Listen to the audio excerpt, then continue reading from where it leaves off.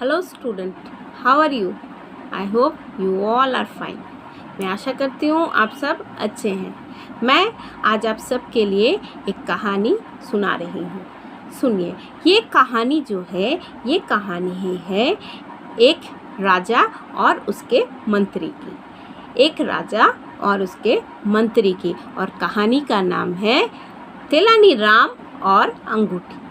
तेलानी और अंगूठी। यह कहानी एक राजा की है। यह राजा विजयनगर के राजा थे। ये जिसका कहानी हम सुनेंगे आज, ये जो राजा थे यह विजयनगर नाम के नगर के राजा थे। और राजा का नाम था कृष्णदेव राय। राजा का नाम था कृष्णदेव राय। और वो जो तेलानी राम जो थे वो उनके सबसे खास, सबसे प्रिय मंत्री थे। तो राजा जो थे उन्हें आभूषण पहनना बहुत अच्छा लगता था, उन्हें बहुत पसंद था। आभूषण पहनना उन्हें बहुत पसंद करते थे। वो आभूषण तो बहुत थे, पर आभूषणों में से उन्हें उनकी एक अंगूठी थी जो उन्हें बहुत पसंद थी। वो अंगूठी जो थी वो रत्नों से जुड़ी हुई थी, रत्नों से जड़े हुए थे। हाँ, उसमें रत्न लगाया गया था। और वो राजा जब भी कहीं जाते, दरबार में वगैरह कहीं भी, तो वो अपनी अंगूठी जो है वो दूसरों को दिखाते। और उनकी अंगूठी उनको बहुत प्रिय थी, इसलिए वो अपनी अंगूठी हमेशा दूसरों से बातचीत करते, गपशप करते। एक दिन की बात है, राजा जो है दरबार में आ गए हैं। वो सारे मंत्री, सारे प्रजा, सारे लोग आए हुए हैं वहाँ पर। सारे लोग बैठे राजा के आने के बाद। राजा भी आए, पर राजा उस दिन थोड़े उदास थे और चुपचाप गुमसुम होकर अपने राज पर बैठे हुए थे, गद्दी पर बैठे हुए, एकदम गुमसुम से, इस तरह से। तो किसी की नज़र उन पर नहीं पड़ी, पर उनके मंत्री की नज़र उन पर पड़ गई। मंत्री तेलानी राम की नज़र, ठीक है, उनके मंत्री का नाम क्या था? तेलानी राम। तो तेलानी राम की नज़र अपने महाराज पर पड़ी। वो उठा और धीमे पैर अपने राजा के पास गया और उनसे धीरे से पूछा, महाराज क्या हुआ? आप क्यों उदास हैं?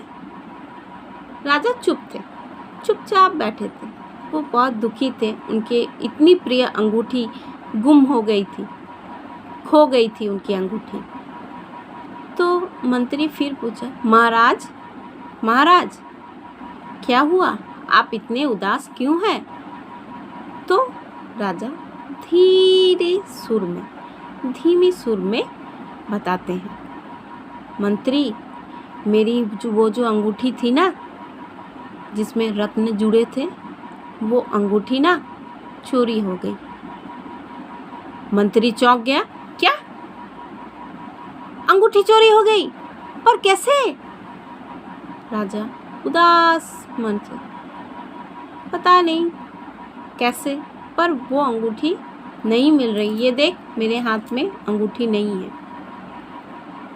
मंत्री उसने तुरंत समझा कि मुझे तो ये अंगूठी, उनकी प्रिय अंगूठी, राजा की प्रिय अंगूठी, उन्हें वापस करनी पड़ेगी। किसी भी हालत में मुझे उनका अंगूठी उन्हें वापस दिलाना पड़ेगा। तब राजा को पूछा, राजा, महाराज, क्या आप जानते हैं कि आपकी अंगूठी किसने ली है? तब राजा कहते हैं, राजा उदास बैठे हुए थे ना, तो उठकर बैठते हैं और कहते हैं, हाँ मंत्री, मुझे पता है, मेरी अंगूठी ना मेरे अंगरक्षकों में से ही किसी ने ली है। मंत्री फिर चौंका, क्या कह रहे हैं महाराज? आपकी अंगूठी आपके अंगरक्षकों में से किसी ने ले ली? तब महाराज बोलते हैं, हाँ तेलानी, मेरे अंगरक्षकों में से ही किसी ने मेरी अंगूठी चोरी कर ली है।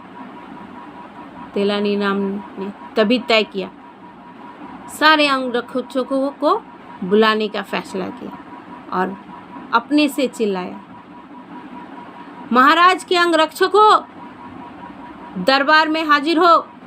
इस तरह से उन्होंने महाराज के सामने ही खड़े होकर आवाज़ लगाई, महाराज के अंगरक्षकों, महाराज के दरबार में हाजिर हो।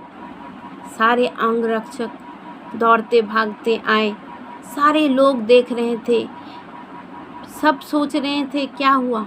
तभी तेलानी ने कहा, अंगरक्षकों से तेलानी ने कहा, जो निर्दोष हो वो ना डरो, जो निर्दोष हो वो बिल्कुल भी ना डरे, पर जिसने ये गलती की है, जिसने भी ये गलत कदम उठाया है, उसकी खैर नहीं, उसको उसकी सज़ा मिलेगी।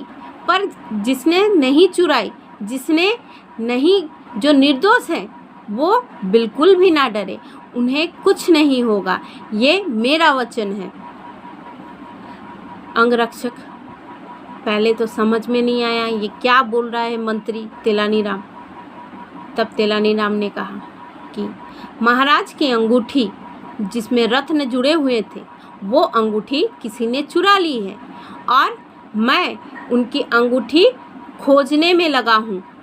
और महाराज को ये पता है कि वो जो अंगूठी है, वो अंगूठी आप में से, आप अंगरक्षकों में से किसी ने चुराई है।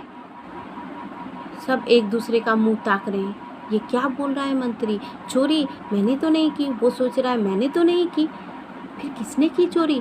सब में एक हलचल सी दौड़ गई, सब कानाफूसी करना शुरू कर दिए, सब बात कर रहे हैं धीमी आवाज़ में कि कैसे महाराज की अंगूठी किसने चुराई, महाराज की अंगूठी कौन ले गया, महाराज के अंगरक्षकों में से ही चोर, ये कैसे संभव है। इस तरह से सब धीमी आवाज़ में उस दरबार में गप कर रहे थे। फिर तेलानी ने कहा, मैं महाराज की अंगूठी ढूंढने के लिए आप सबको मेरे साथ माता काली की मंदिर जाना पड़ेगा। अंगरक्षकों को कहा, तेलानी ने अपने अंगरक्षकों, महाराज के अंगरक्षकों से कह रहा है कि महाराज की अंगूठी को ढूंढने के लिए हम सबको माता काली की मंदिर में जाना पड़ेगा। सब माता काली के मंदिर में पहुंच गए। अब माता काली के मंदिर में पहुंचने से तेलानी राम सबसे पहले माता काली के मंदिर के अंदर चला गया। सारे लोग बाहर खड़े हैं, अंगरक्षक सारे कतार में खड़े हैं और तेलानी राम जो है वो अंदर चला गया। और अंदर जाकर क्या करता है, अंदर जाकर वो पुरोहित से, पुजारी से कहता है कि ये लो इत्र, और इस इत्र को पुजारी से कहता है कि ये इत्र, ये सुगंधित इत्र को तुम माता काली के चरणों में दे दो, माता काली के चरणों में इसे लगा दो। पुजारी उसकी बात सुनता है, उसकी कहने की तरह, वो जिस तरह से कहा उसी तरह से उसने माता काली के पैरों में वो इत्र जो था, सुगंधित इत्र, उसे डाल देता है। वो अब वापस बाहर आता है और कहता है कि अंगरक्षक बारी बारी से अंदर जाए, मंदिर के अंदर प्रवेश करें और माँ काली के चरणों को छूकर प्रणाम करके आए। अंगरक्षक समझ गए कि उन्हें क्या करना है। उन्हें बारी बारी से अंदर जाना है और अंदर जाकर उनके चरणों को छूकर, माँ काली के चरणों को छूकर प्रणाम करना है। उन्हें छू कर आना है, उनके चरणों को स्पर्श करके आना है। सारे अंगरक्षक एक के बाद एक अंदर जाते और माँ काली के चरणों को छू कर आते, छू कर बाहर आते। पर तेलानी राम वहाँ से हिला नहीं, वो वहीं खड़ा है सीढ़ी पर। माँ काली के मंदिर से जब बाहर निकल रहा है अंगरक्षक, तो वो क्या कर रहा, उनके हाथों को लेकर सूंघ रहा है, उनके हाथों को सूंघ रहा है। वो सुगंधित जो गंध वहाँ पे छोड़ के आया था इत्र, वो इत्र का गंध सूंघ रहा है और कह रहा है कि कतार में खड़े हो जाए, एक के बाद एक जाकर वहाँ खड़े हो जाए। और वो महाराज से तभी कहता है कि महाराज, महाराज उससे पर पूछ रहे हैं कि तेलानीराम ये क्या हो रहा है, ये क्या कर रहे हो तुम, अंगूठी ढूंढना है वो भी माता के मंदिर में। तो तेलानीराम कहता है महाराज घबराए नहीं, आप एकदम घबराए नहीं, आप धैर्य रखिए, मैं आपकी अंगूठी आपको वापस करूँगा। महाराज चुप होकर वहाँ खड़ा हो गए, खड़े होकर सारे कुछ देख रहे थे। तभी तेलानीराम जो आदेश किया था सारे लोगों को, सारे अंगरक्षकों के, वो सारे का बारी बारी से जाना, उनको छू कर आना, ये काम उनका ख़त्म हो गया था। अब बाहर आए, सारे लोग खड़े हैं, तो महाराज फिर से बोले तेलानीराम इनका अब क्या करें। तो तेलानीराम बोल रहा है कि मुझे माता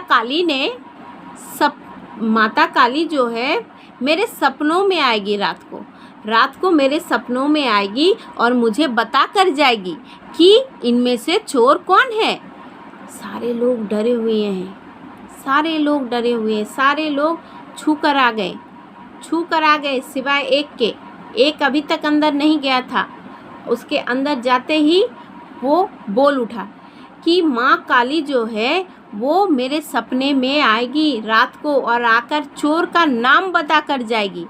इससे सारे लोग डर गए, सारे लोग घबराने लगे कि अब क्या होगा।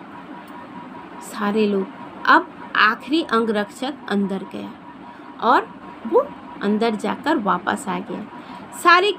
सारे को जिस तरह से उसने सारे के हाथों को गंध सूंघा, सारे के हाथों का गंध सूंघा, उसी तरह उसके भी हाथ के गंध सूंघे और खड़े हो गए। तब महाराज बोलता अब इनका क्या करें। तो वो कहता है, महाराज कहता है कि अब इनका क्या करें तेलानीराम, अब इनका क्या करें।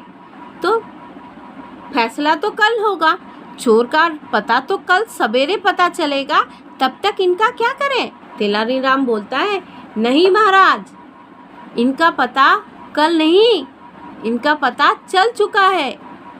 कहता है चोर का पता चल चुका है। सब लोग आश्चर्य हो गए, चोर का पता चल गया, सब लोग कह रहे। फिर तेलानीराम, महाराज भी तेलानीराम की तरफ ताके हुए, चोर का पता चल गया। तो कहा हाँ महाराज, वो जो दूर में खड़ा 7वें स्थान पर जो खड़ा है वही चोर है। 7वें स्थान पर खड़ा वो चोर है। जैसे उसने सुना कि वो चोर है, वो पकड़ा गया, वो भागने में लगा, वो दौड़ के भाग गया। वो दौड़ के भागते ही सारे जो अंगरक्षक है उसको धर दबोचे, उसको पकड़ लिया। सारे अंगरक्षकों ने पकड़कर तेलानीराम के पास और महाराज के पास लेकर गए और ले जाकर क्या होता है, महाराज को बोलता है कि महाराज यही आपका चोर है, इसी ने आपकी अंगूठी चुराई है। तब सब लोग को लगा कि इसको ये पता कैसे चला। माता काली तो इसे रात को सपने में बताने वाली थी, फैसला सुबह होने वाला था, फिर आज ही ये फैसला कैसे हो गया, ये कैसे संभव है। तब महाराज को उसने बताया, तेलानीराम ने महाराज को बताया कि महाराज मैं जो सबसे पहले अंदर मंदिर के अंदर गया था ना, तो मैंने वहाँ जाकर पुजारी से मैंने कहा और कहकर माँ के चरणों में सुगंधित इत्र डाल कर आया। माँ के चरणों में मैंने सुगंधित इत्र डाल के आया। और ये लोग जब बारी बारी से अंदर जा रहे थे तो सब ने जिन्होंने माता के चरणों में हाथ डाले, उनको छूकर प्रणाम किया, उन सारे के हाथ में वो सुगंधित इत्र की सुगंध जो है उनके हाथों में है, सिवाय इसके। तब सबको समझ में आ गया कि ये जो चोर था, ये डर से इसने माता काली के चरणों में हाथ डाला ही नहीं, जिसकी वजह से इसके हाथ में वो सुगंध जो था, वो सुगंध इसके हाथों पे नहीं आई। इसने ये मंदिर के अंदर तो गया था, पर मंदिर के अंदर जाकर इसने माता काली के चरणों को नहीं छुआ, उनके चरणों को स्पर्श नहीं किया, जिसकी वजह से इसके हाथों में वो सुगंधित इत्र जो था उसका गंध नहीं है, उसका गंध उसमें नहीं आ रहा है उसके हाथों पर, जिससे उसने चोर को पकड़ लिया। और महाराज तो बहुत खुश हुए, उसको उनकी अंगूठी मिल गई महाराज को। महाराज ने उसे खुश होकर बहुत सारे उपहार दिए, उन्हें बहुत उनकी जय जयकार किए महाराज अपनी मंत्री के, और खुश होकर राजमहल लौट गए। अच्छा, तो आशा करती हूँ आप सबको ये कहानी बहुत अच्छी लगी। और इस कहानी से हम लोगों ने क्या सीखा बच्चों? इस कहानी से हमने क्या सीखा? इस कहानी से हमने सीखा कि किसी भी बुरा काम का फल जो है बुरा ही होता है। बुरा काम का फल बुरा ही होता है। जो भी व्यक्ति बुरा काम करता है वो बच नहीं पाता है, वो बच नहीं पाता है। Okay children, till bye bye.